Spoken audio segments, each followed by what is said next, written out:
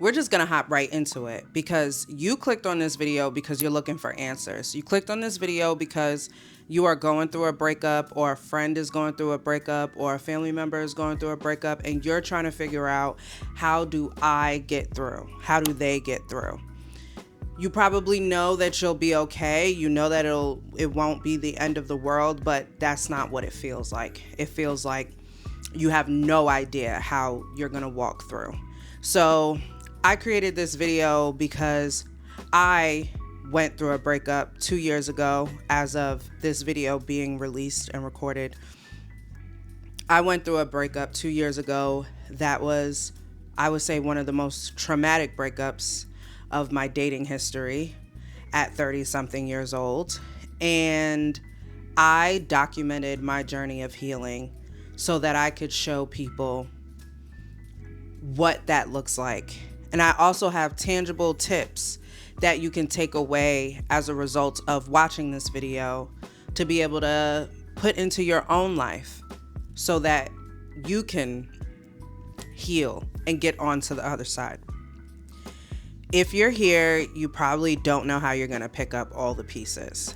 And I'm here to tell you that I didn't know how I was going to pick up all the pieces after the man that I thought was going to be my husband, the man that I was actively trying to have babies with. We were baby planning. We also lived together. And I didn't know how I was going to pick up all the pieces, but I knew that I would. I have a knowing in my body that at that time, even though it didn't feel like it, I knew I would be okay. And so I went into real survival mode and planning mode, trying to figure out how I was going to get better. So please stay tuned. Please watch to the end if you want to break through, if you want some type of revelation. I pray that this video brings that for you. And if you make it to the end, please let me know in the comments what it is that you're able to take away that is able to help you on your journey. Here we go.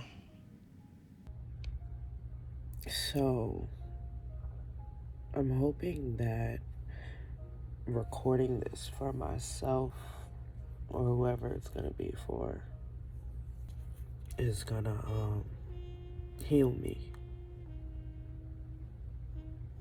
And hopefully at the end of this, I'll feel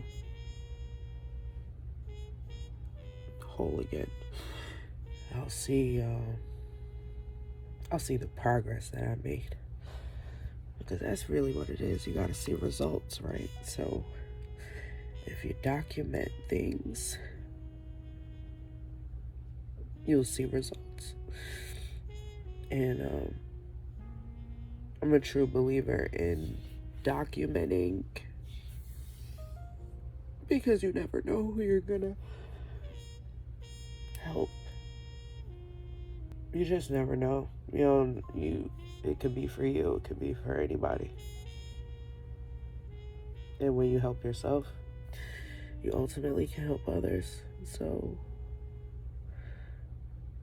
that's what I'm focusing on. It's been about 24 hours since he ended things, and as much as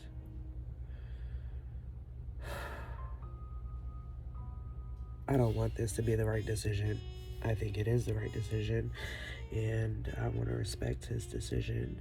And so my spirit is telling me that there's no fight left, and I have to move on. And I'm in a place in my life where I have such faith in God that I know I'm gonna be okay, but I know it hurts. It hurts, and I'll just be randomly crying. I think I have it together, and I just randomly cry.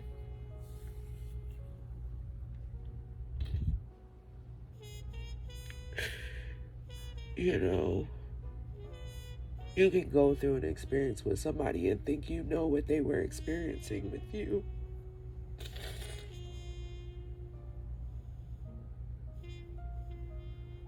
But what I do know is that this was a love that I never experienced before.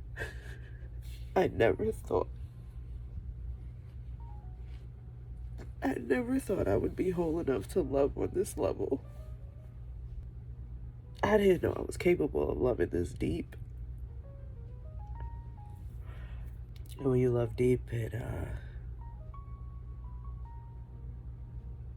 that shit hurts when it's ripped apart. Dear future self, you're gonna be okay. Don't hide your emotions. Don't become hard. Don't change who you are. Love freely. Do not let this hurt turn you bitter. And do not let this hurt make you forget what God promised you. So, this is one of the things I'm going to do to commit to myself. I gotta let it out. And I'm the best person to let it out to. Because when I let it out to me, I'm letting it out to God. I'm talking to the God inside of me. And I know that God, I've always been okay. Always, always, always, always, always, always, always, always. I've always been okay. And so through the tears, through the pain, all of it, I'm gonna clock out. And this made me feel a little bit better. And I could probably get some sleep now. It's like 3 o'clock in the morning, and I have a 7 a.m. call time. 7 a.m. wake up and an early call time. And I want to make sure I'm high performing. So at some point, I'm going to have to learn how to compartmentalize my feelings so that I can get things done. But, you know,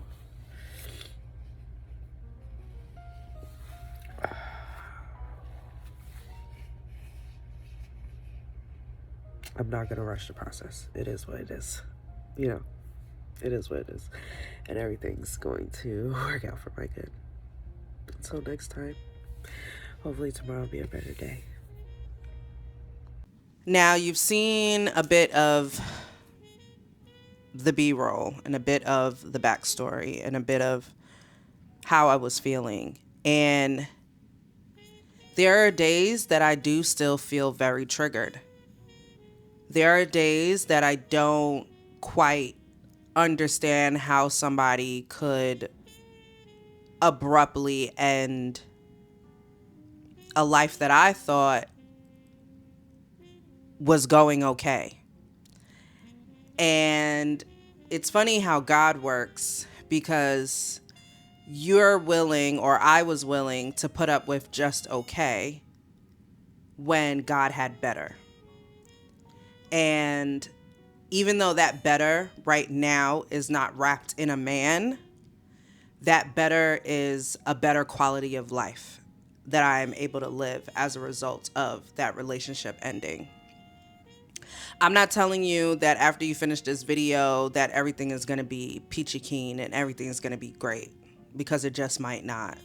That's the one thing that I probably can promise you, that it's going to feel really bad some days. But what I do know is that God has a way of putting all of the pieces together for you. And so we're going to get back into this healing process. I'll see you in the next clip. I haven't done a video recording in a few days. I don't even think I've really journaled about what's going on in the last few days. I've just been taking like random notes whenever I have like random feelings, but I really I think I haven't written anything down because I'm trying to get like really in tune with my body and how it's reacting to what's happening, this separation. And I don't know, it's almost like my body is tired of crying. The feelings come, they're gonna come, and I'm gonna let them come. But like when I come to my house, like God is blessing this house and it's a great spirit and I feel good. Like today was the first time I came home. I had no anxiety. Like who I was coming into this relationship is not who I am now. And so I don't know what pieces of her picked this relationship. I do know it was very magical. It was beautiful. He was a beautiful person to me. We shared amazing moments. I don't think I would have been able to get through the last 3 years without God sending him like just an amazing love. I didn't know I could love and work that hard for love. So it shows me that I can go the distance, that I have the endurance. And it shows me that like maybe he wasn't my husband in this lifetime. Like I don't know. I have no idea what God is doing. So I'm almost really tired of crying over what I don't know God is doing. So it's September 2nd and I'm in tears because I made my weight loss goal. That scale said 159 pounds. 2 years ago, you could not pay me to believe that I would have been able to lose this weight. And it's just so bittersweet because the person that pushed me to do this is not in my life. But, yo, I can do anything for real.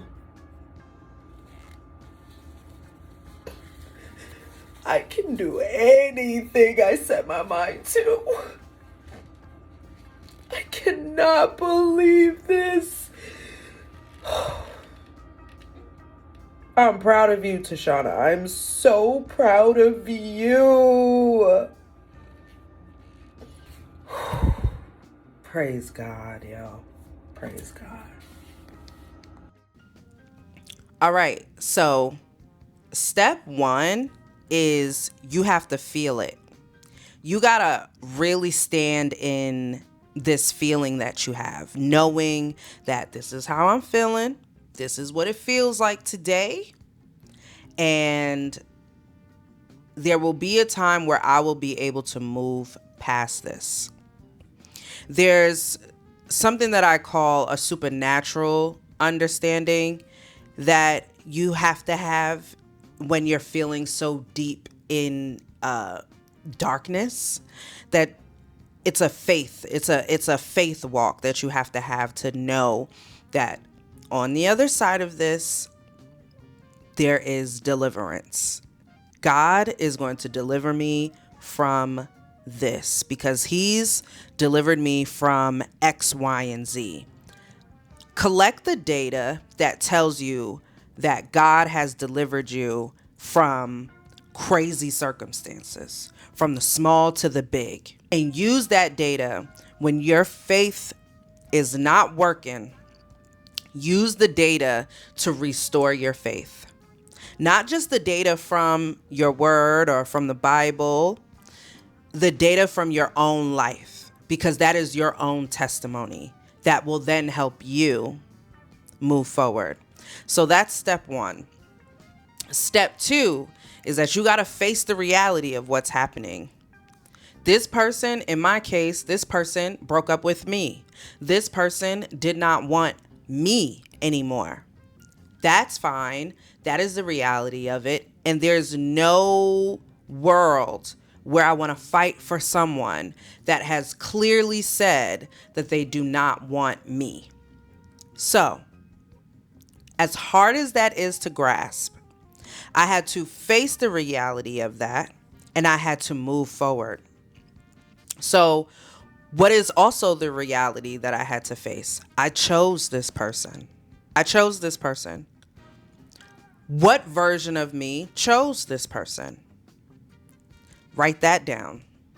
Figure out, not that any of this is your fault. I don't believe that it is our fault. Like, there's no blaming here. There is just assessing the situation so that you are able to move forward. So write down, why did I choose this person? Write the pros, write the cons. I had to do that. I had to figure it out. Who was I when I chose this person? I did a whole deep dive. And then, where can I find thanks in this? Where can I find thanks in this relationship? Thanks being, I am grateful for the experience. I am grateful that I am a woman that is not a mother yet, but I had the experience of being with a man who was a father, and I was instrumental in his child's life. And I got to experience what it means to take care of a child. Something that I didn't know that I even had in me. There was many years that I did not believe that I would be able to be a good mother. And therefore, I kind of like put that in the back of my head, like, it's not for me. But even though I was not this child's mother, I acted as a caretaker for a period of time. And it opened my eyes as a woman. It showed me the things that I was able to handle, even if it was just for a short period of time. So where is the thanks? Then step 3 is surrendering. Like, all right, God, this happened. This happened. So what we doing? This happened. How do I move forward? And one of the things that I do as a way to surrender is I have a God box. And in that God box, I place all of the things that I need to surrender to God so that God can take care of that for me, because I wash my hands of this. There's nothing I can do about this man not wanting to continue a relationship with me. And I'm not going to beat myself up about that. Even if those thoughts come, I have to be able to surrender it so God can take care of all of that. And I do that through a God box. I write it down on a piece of paper, throw it in a box. And let me know in the comments if you want to see a video on how I created my God box. Then we have step 4 is where you're taking your personal inventory. And that goes back to like the other step when I'm talking about like really write down the pros and cons of the relationship, right? Like the give thanks, but also take your own personal inventory. What is it that, like, who are you? Who have you become? What are the things that you can reflect on that moving forward is something that you want to shift, that you want to change? What is it that you want to keep the same? What is it that, even take an inventory of the relationship where like, okay, we go through this thing where we miss people, right? We miss people because we miss the things that made us feel a certain type of way. And maybe we need to just take the inventory of the small things or the big things that we did like and put that on a list of things that you want in your next relationship, not necessarily from that person, because clearly that person does not want me. So I am not going to sit here and fantasize about a life with this person anymore. I'm going to take those things that I did like and put them on a list of things that I want to look forward to. Then we have step 5. We gotta put a fresh perspective on it. A fresh perspective on your life. I wrote here, okay, so you did the really hard part, which was look at yourself, right? You took that inventory. Now we take the list and figure out what are the character defects that are causing me to display behavior that is ultimately putting me in situations that are hurting me, no matter how big or small. I have to look at me. And looking at you is not making yourself the victim. I believe every relationship is supposed to make you better for the next one. So dissecting what happened for me was going to be the tool that got me to the next thing. So why do I keep continuing to choose men that I have to stay in masculine energy for to be able to survive? Why do I keep choosing that?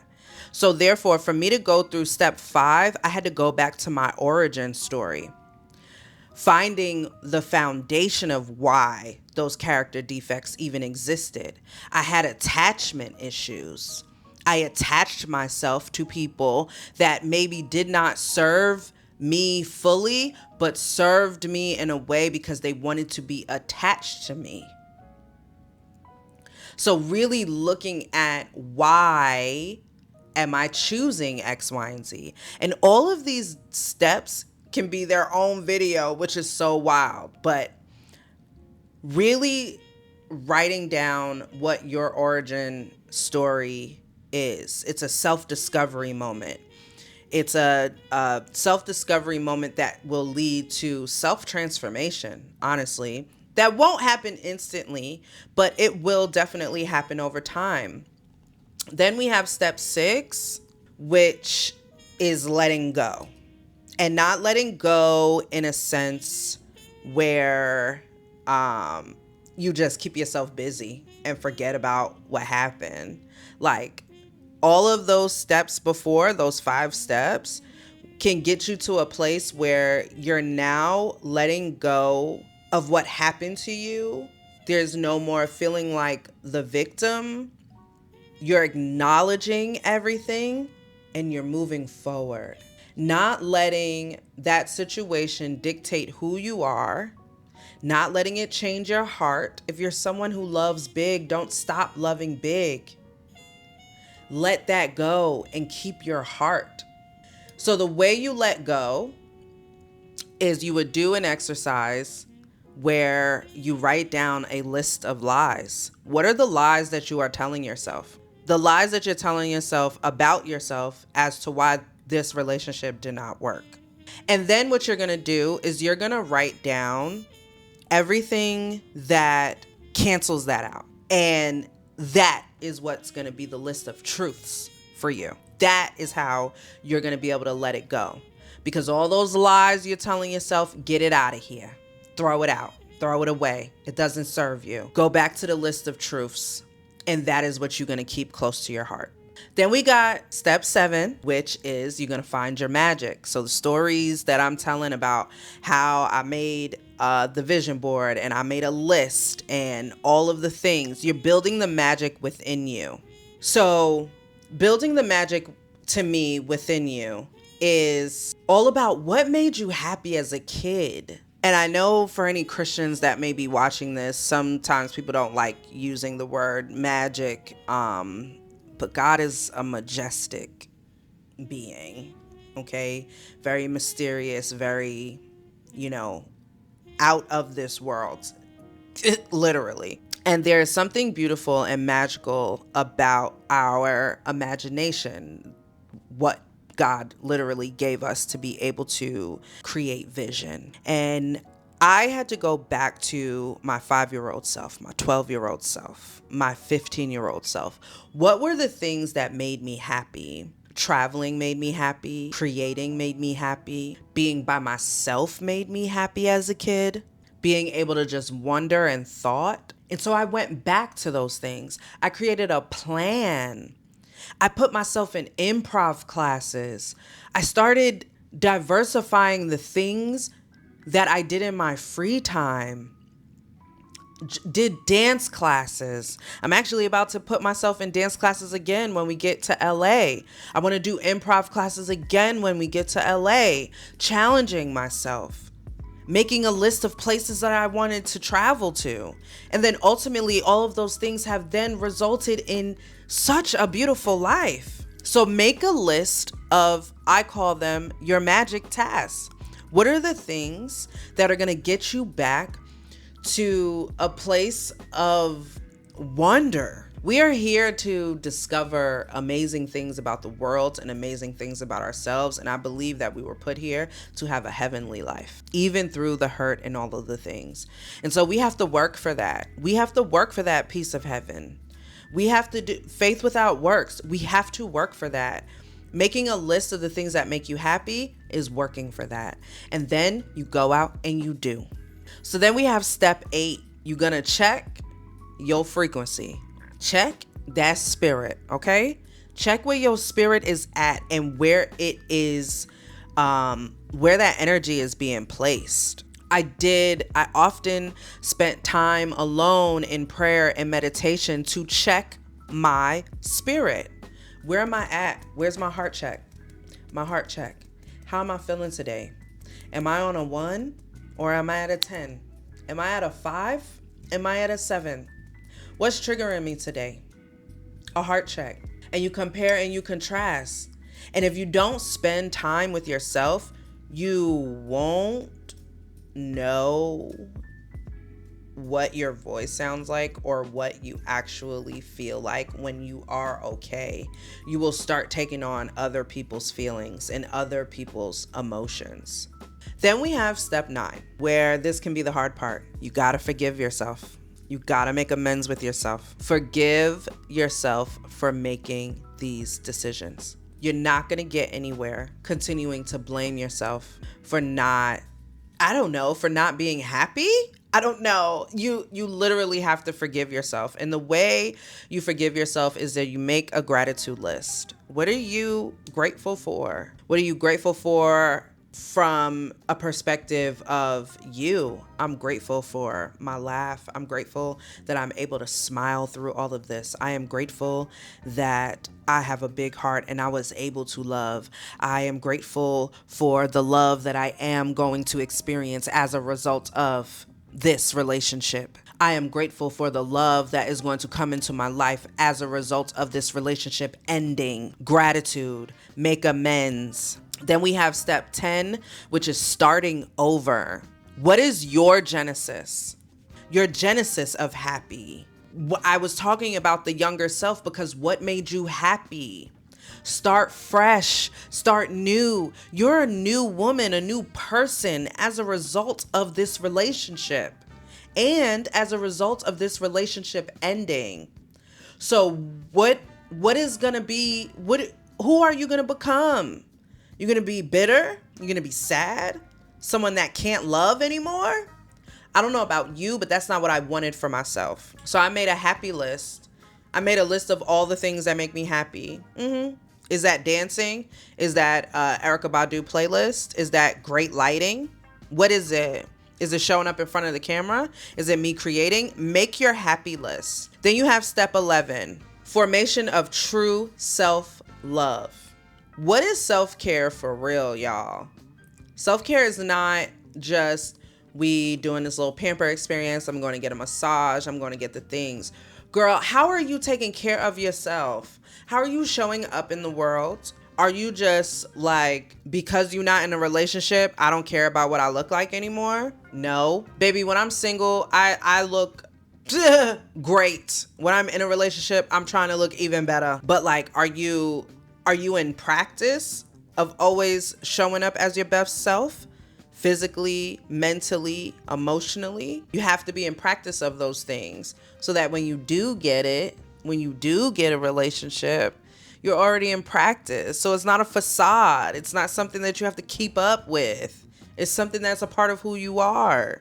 So self-love is also being able to not attach your things to things that are not serving you. So there was a lot of time of isolation. I'm still in isolation at times, major isolation, where I know that there are things that I need to build within myself that are leaving me in solitude so that I can work on those things. And that's self-care. Cooking for myself is self-care. Keeping commitments to myself is self-care. So forming true self-love, because what's going to happen is with forming true self-love, you can trust yourself. You can trust yourself again that you're going to make the best decisions for you. You want to make a self-care action plan. That's what I did.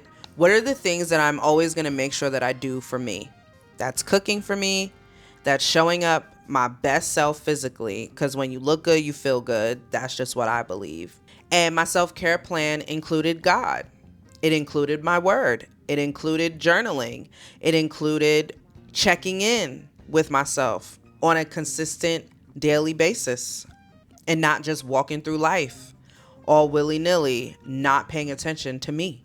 And then as a result of all of these things, I call step 12 being free. You have this spiritual awakening, this revelation that all of this was for my good, that I could count it all joy, that even on days like this, I can't even believe I'm recording this and haven't even cried. That's how distraught I was 2 years ago. The feeling of release, knowing that I walked through that. And I don't want to say I walked through it like a G, because I was kicking and screaming. There was times I still wanted him in my life. There was times that I knew I shouldn't have had him in my life even after the breakup. This release of no contact, we can't even be friends, there's nothing here. I have to release this. I have to walk through life without you, because that's what you chose. And for me, once you don't choose me, there's no going back. There's no going back.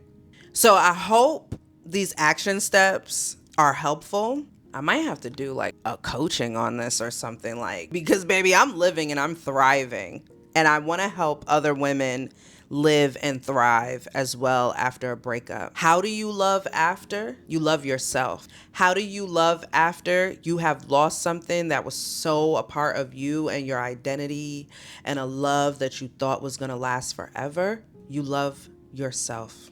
I didn't do enough of that in the relationship. I found that on the way, but I didn't do enough of that before him. So I lost myself in him, and his thoughts about me started to become my own thoughts about me. And his thoughts about me weren't always the best. And so I want to empower you today that you are beautiful, you are wonderfully made.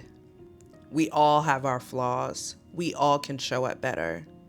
But I'm here to tell you that as a result of this breakup, you are going to be just fine. You've seen it in the documentation, and I would urge you to document your experience, not to show the world, but to show to yourself. Show yourself how resilient you are, because I don't want to use the word strong, but how resilient you are. So I hope these 12 steps help you, and I hope you made it to the end. And if there is a step here that you want a little bit more background on, leave it in the comments. If there's a step that you're going to take and you're going to put into action today, let me know in the comments. And if this helped you at all, please consider subscribing. Consider giving a like, so I can continue to give you more of me and more of my experience, so that you can get to the end a lot quicker than I did.